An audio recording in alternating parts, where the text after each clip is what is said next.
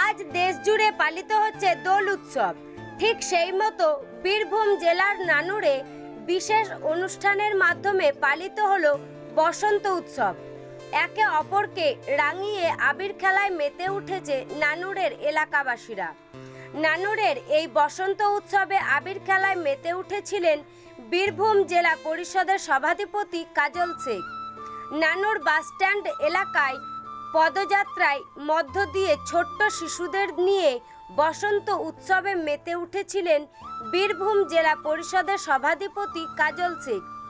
জেলা পরিষদের সভাধিপতি কাজল শেখ ছাড়াও উপস্থিত ছিলেন নানুর বিধানসভার বিধায়ক বিধানচন্দ্র মাঝি, নানুরের বিডিও সন্দীপ সিংহ রায়, নানুরের ওসি সহ একাধিক বিশিষ্ট ব্যক্তিবর্গরা।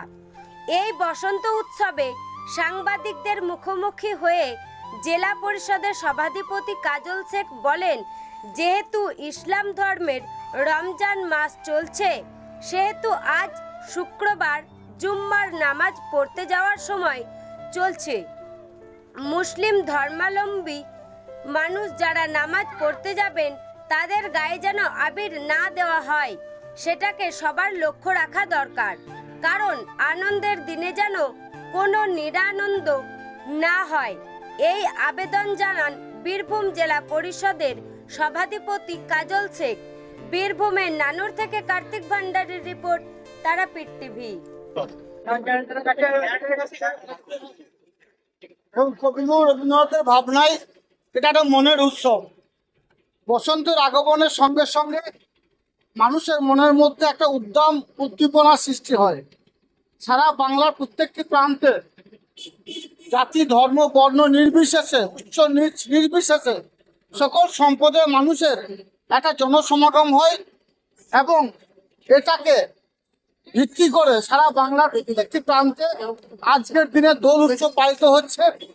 এটাই স্বাভাবিক, এটাই বাংলার কৃষ্টি, এটাই বাংলার কালচার।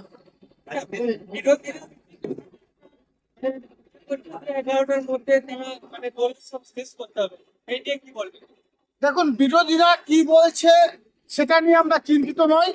বীরভূম জেলা প্রশাসন, পুলিশ প্রশাসন অতি সক্রিয়তার সঙ্গে, যেমন আমাদের বোলপুর সংলগ্ন এরিয়ায় কমসে কম 500 পুলিশ দেওয়া আছে, মোতায়েন আছে। আমাদের নানুর পুলিশ ইন্সপেক্টর থেকে শুরু করে এখানে যারা দায়িত্বে আছেন তারা সকলেই আছেন এবং নানুরে যারা বিশিষ্ট সমাজসেবী বিধায়ক থেকে শুরু করে পিডিও সাহেব থেকে শুরু করে সকলেই মোতায়েন আছে। সকলেই এই দোল উৎসব যারা করছে তাদের সঙ্গে আছে। অতএব কোনো বিশৃঙ্খলা হবে না, আমাদের দৃঢ় বিশ্বাস। এবং যতক্ষণ পর্যন্ত বীরভূম জেলাবাসী নানুরবাসী চাইবে ততক্ষণ দোল উৎসব হবে। দোল উৎসব নিয়ে এটাই বার্তা দেবো, বীরভূম জেলা পরিষদ সবসময়ের জন্য বীরভূম জেলাবাসীর পাশে ছিল, আছে, আগামী দিনও থাকবে।